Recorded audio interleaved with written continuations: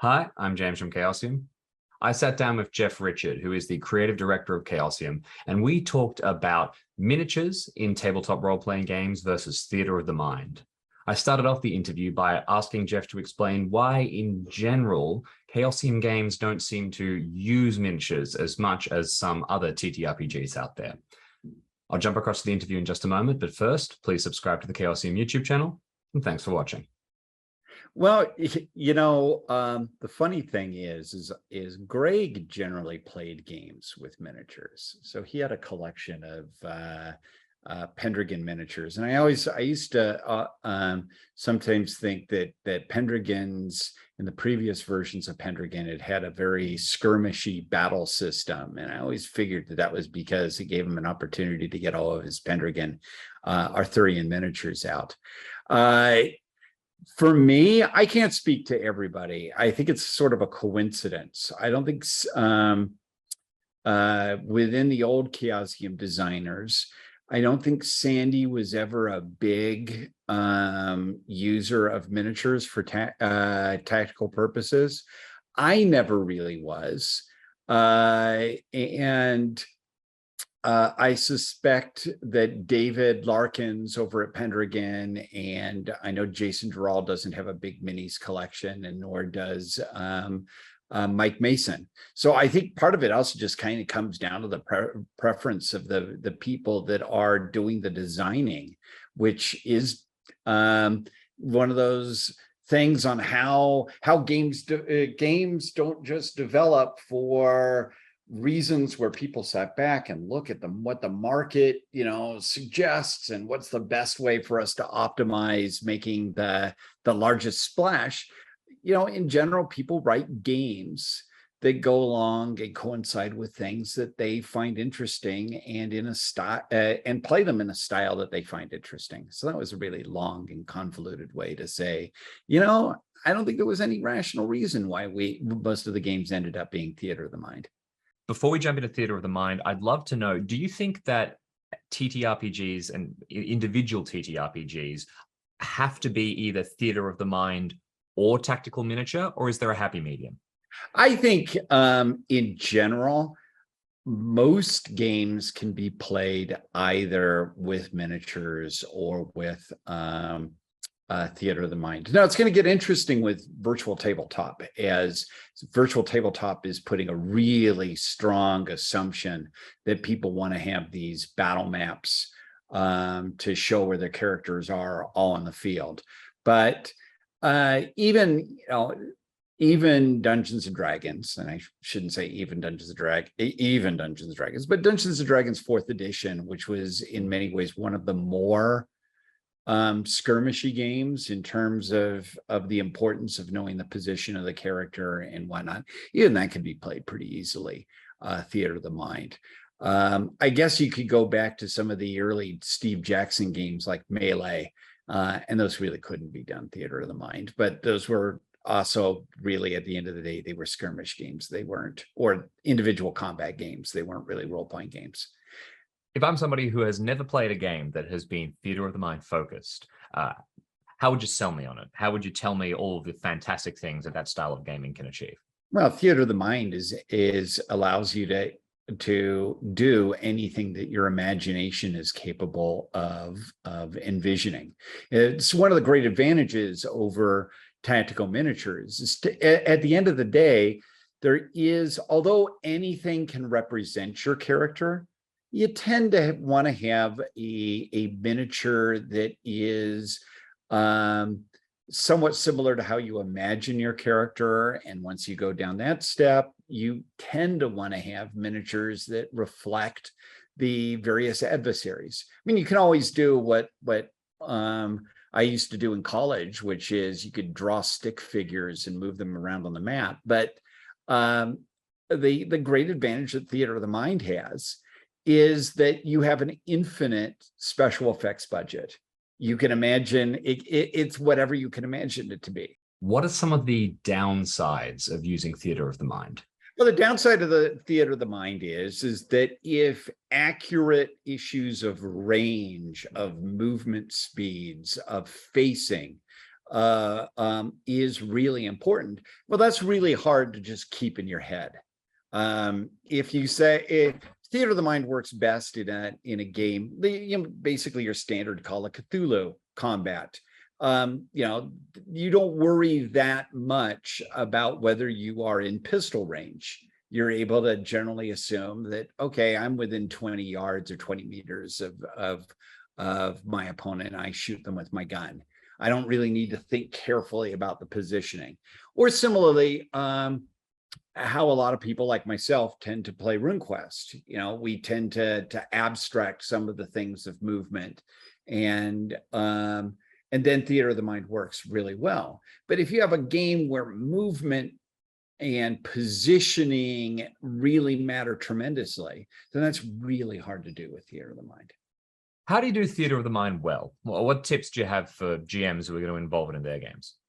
Well, number one is don't be afraid to hand wave. Be willing to say, be willing to abstract things like how do in combat, how do the various characters close to each other? You instead of just carefully thinking, well, our movement rate is 8.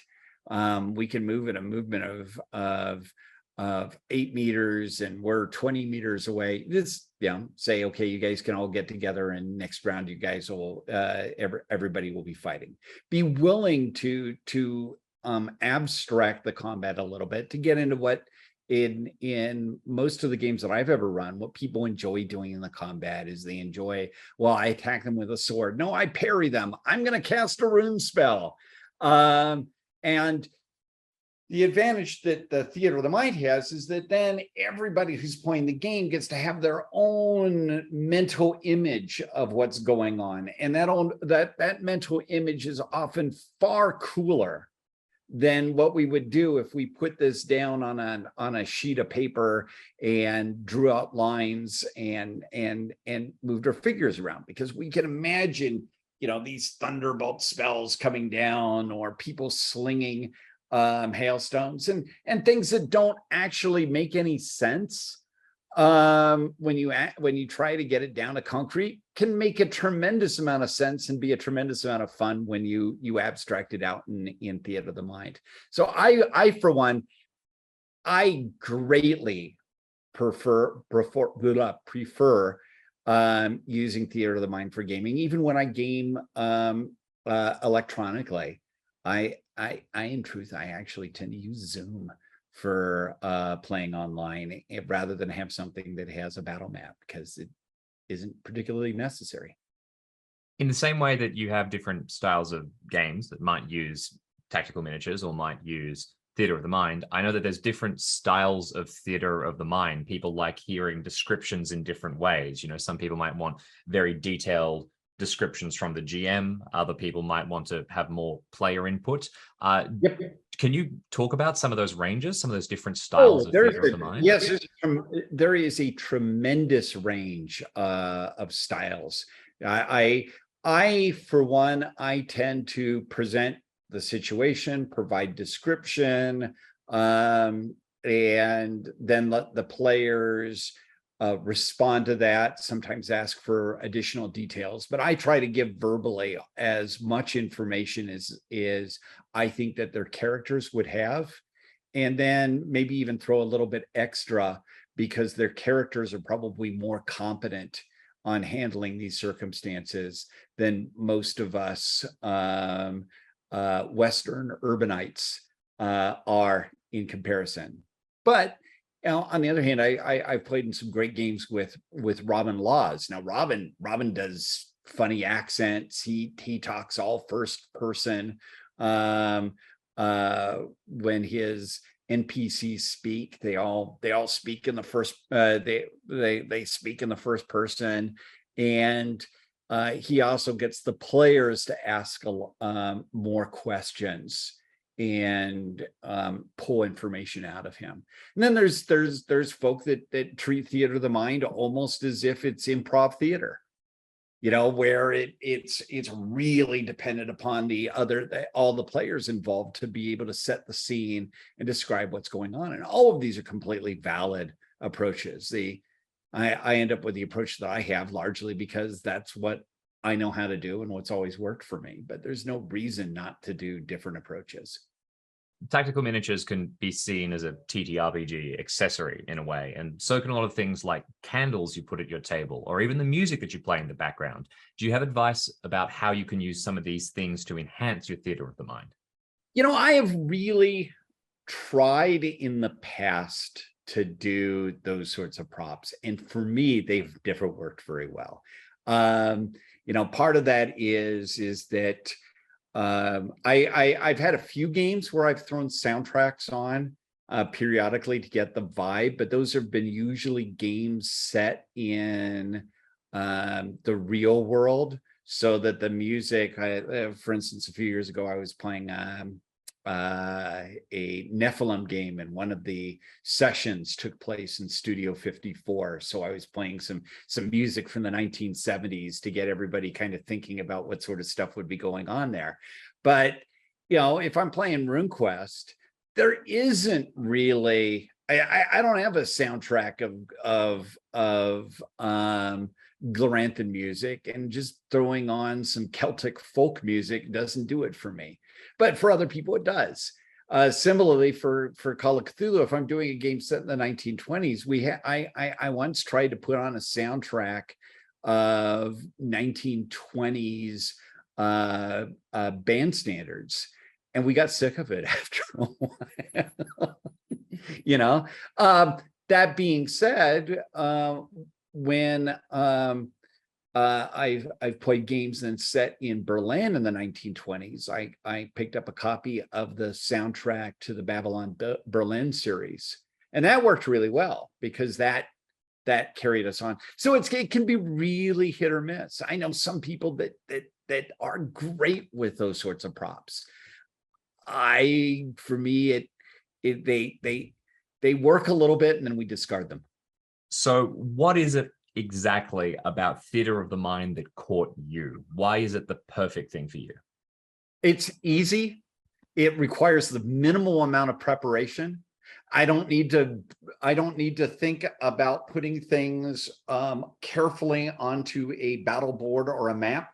And most importantly, I never need to paint a miniature. I have hundreds of miniatures, and I have not painted more than a handful of them. And theater of the mind means that I can be proud of all those miniatures and not look at them as the gray or white pieces of plastic or lead that they are. Everyone's got a different style, and everybody's got something they like. In the interest of defending miniatures gamers, what was the best miniature gaming experience you've had? The very best miniature gaming experience I ever had was probably about 25 years ago. And weirdly enough, it was using GURPS. And it was GURPS set in it was a collapse of the Roman Empire. And the players were all members of the Salungi Vandal tribe. So this is one of the Germanic groups that crossed the Rhine in, I think, 405 AD and caused havoc in the Roman Empire. And we had a skirmish battle using that. Everybody had miniatures, and one of the players had this whole collection of Roman figures for the late Empire. And so we got to have everybody moving around, and you could the tactics and the movement and everything on that was so immersive. Took 8 hours to run, but it was awesome fun. And so for me, that was really the highest point ever for using loads of miniatures. It was like having a war game, but there was role playing. I mean, what could be more awesome than that?